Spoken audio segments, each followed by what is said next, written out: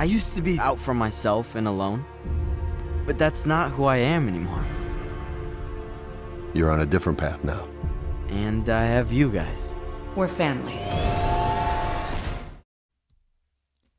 Back in June, we were treated to the Siege of Lothal, a rousing and pretty much scary episode that saw a return of James Earl Jones as Darth Vader. It was fun, it was scary, and seemed to foreshadow the season that was coming up. But we had to wait several months before the second season began officially.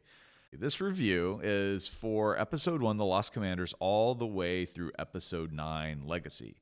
So this review contains spoilers, so if you haven't watched the season, go check it out and then come back here. So the first half of Season 2 is a mixed bag. It has the themes that we love, and there's some amazing moments, but there's also some issues. It's hard to judge a season only halfway through, but there are some things that we can look at with the understanding that this is the midpoint of the story. So here are the basics of where we're at. The rebels are on the run. After Vader's victory at Lothal, the rebels are in search of a rebel base.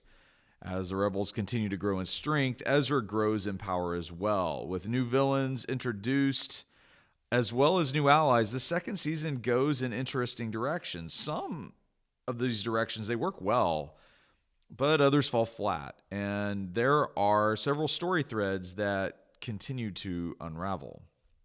So, what works?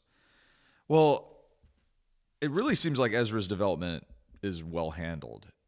It would not help to leave him in that whiny teenage stage. The things that happen to Ezra, they show his growth, but there's also this foreboding in his development. Some of those troublesome behaviors from the first season, they return, and we're left with some answers to what happened to Ezra's parents.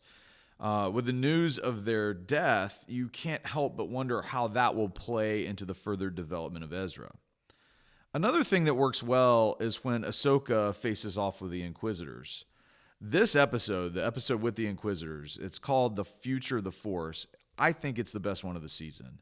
When the episode begins, we discover that Ahsoka has been hunting info on Darth Vader, and in that investigation, she's discovered that the Inquisitors have been making retrievals of something of great importance to them. So, Ahsoka and Kanan decide to investigate, and they discover that the Inquisitors are looking for Force-sensitive children to be used for their own depraved, messed up purposes. So it's up to Ahsoka, Kanan, Ezra, and Zeb to rescue the future of the Force. This episode, and the reason why I'm focusing on it, it's because it moves at this wonderfully fast pace, and it doesn't hurt the story. The action, it's kinetic. It's well animated. The story of the Inquisitors hunting Force-sensitive children is nothing new. We see this stuff in the Clone Wars animated series. But because the Jedi are mostly extinct, it adds to this tone of desperation that I really enjoyed. And I like that. I like the fact that there are only a few Jedi and Force-trained characters left in the galaxy. And as a result, like every conflict and every action is important and of value to the story. Ahsoka's interests toward the end of the episode, I don't know, it might be one of the best moments in the entire series run of Rebels. It's epic, and the fight that ensues that shows really that Ahsoka is powerful and a match for almost any Force user. I mean, she has a quick victory over the Inquisitors, and it's believable. And let's be honest, it sets up that future showdown with Vader that, according to Dave Filoni, it's going to happen at some point this season. Another thing that works is having Rex, the clone soldier, back. And I think that's a real highlight of the show. His reintroduction, it's done decently. And what's better, though, is his tension with Kanan. It's really believable. And remember, Kanan's response to the clones' involvement, it's handled well because we know that Kanan's master was killed at the hands of the clones in Order 66.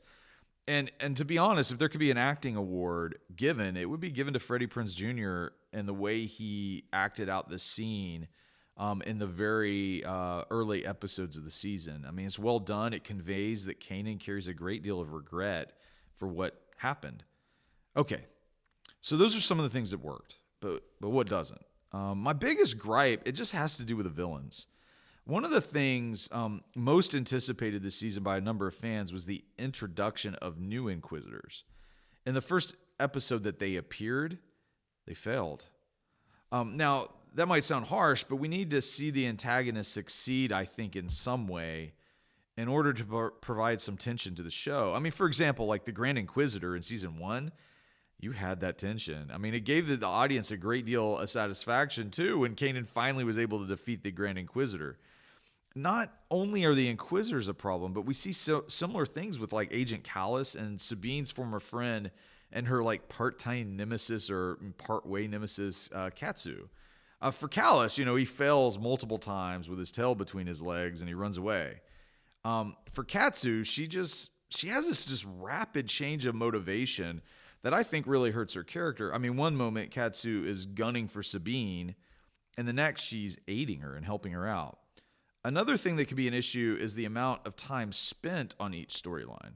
For example, 2 episodes are given to the clones in their introduction, when it might have been best if it was just done in 1. On the other hand, the episodes devoted to Hera and Sabine, they could have been stretched out and their characters developed more.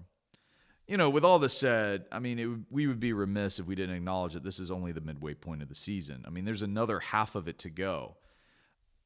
One thing that does feel certain is that the writers of Rebels, they're setting up all these pieces on like a chessboard. And it seems like the second half of the season, that's when you actually get to play with the pieces. For now, Rebels is hovering between 3.5 to 4 Death Stars. With Ahsoka's great episode, I'm going to say it's probably a 4.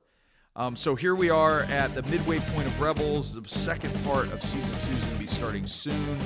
Thank you so much for watching, and as always, may the Force be with you.